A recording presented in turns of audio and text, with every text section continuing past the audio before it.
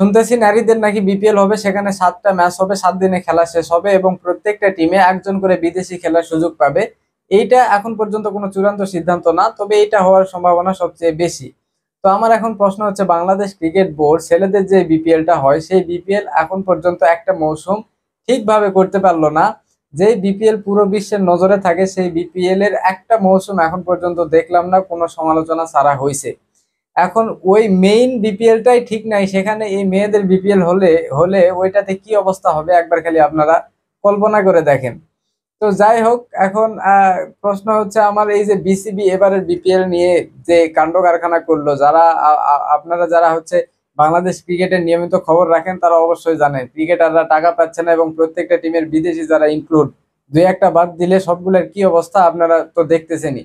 এই যে Miguel Cummins 10 বছর ধরে ক্রিকেট খেলে না, ওদের নিজস্ব সিপিএল এ দল পায় না, সেই ক্রিকেটার এসে খেলতেছে। তারপরে সামিউল্লাহ শেনওয়ারি মাঝখানে কোচিং মানে কোচও ছিল, সেই প্লেয়ার এসে খেলতেছে, এরকম একটা অবস্থা। তো সেগুলো যাই হোক, তারপরে ধরেন কমেন্টেটর, এখন একটা লিগের জন্য যারা টিভিতে বসে খেলা দেখে তাদের জন্য খুব ইম্পর্ট্যান্ট, কারণ টিভিতে বসে তারা খেলা দেখবে, কমেন্ট্রি শুনবে, কমেন্টেটর ভালো হলে এটা খেলা দেখার একটা আলাদা আসলে উৎসাহ তৈরি হয়। এই জন্য ভালো কমেন্টেটর আনা এটা একটা আসলে খুব দরকার। যাই হোক, তো বিসিবি প্রথমে এমন ভাবে এবারের বিপিএল এ তাদের পেজে কমেন্টেটরদের নিয়ে এসে মানে একটা করে ভিডিও দিল, ড্যানি মরিসন আসলো, তারপরে এইচডি আকারমান, ওয়েস্ট ইন্ডিজের স্যার কার্টলি অ্যামব্রোজ, এমন ভাবে এসে বললো পুরো টুর্নামেন্টের জন্য মনে হয় এরা চুক্তি করছে, প্রথম থেকে শেষ পর্যন্ত একদম থাকবে। তো যাক, অন্তত দুইজন কমেন্টেটর ভালো আসতেছে, ভালো লাগলো যে Danny Morrison, HD Ackerman. Curtly Ambrose ভালো ক্রিকেটার কিন্তু ভালো কমেন্টেটর না আমার কাছে।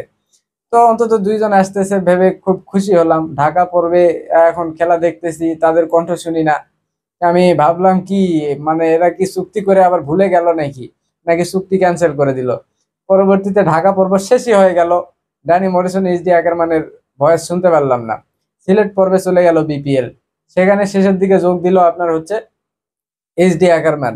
ভাবলাম যে এক ড্যানি মরিসনও তাইলে আসছে। ড্যানি মরিসন সেখানে সিলেট পর্বে শেষ 2-3 ম্যাচে মনে হয় কমেন্ট্রি করছে, সেই সময় আসছে সে। ওকে, তারপর থেকে শুনতেছি চট্টগ্রাম পর্বে চলে আসলো বিপিএল, সেখানেও ড্যানি মরিসনকে শুনতেছি।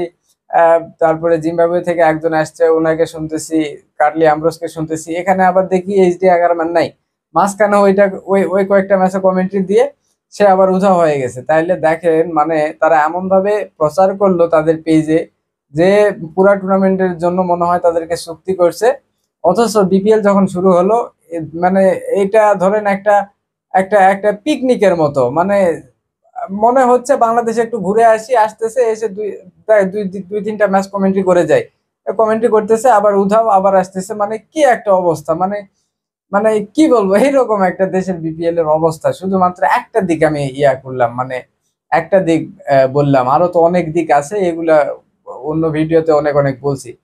তো যাই হোক, এইরকম যদি এখন এখন ছেলেদের বিপিএল এর অবস্থা হয়, সেখানে মেয়েদের বিপিএল নিয়ে প্ল্যান করতেছে, একদম পুরা ঘাঁটি পাকাবে।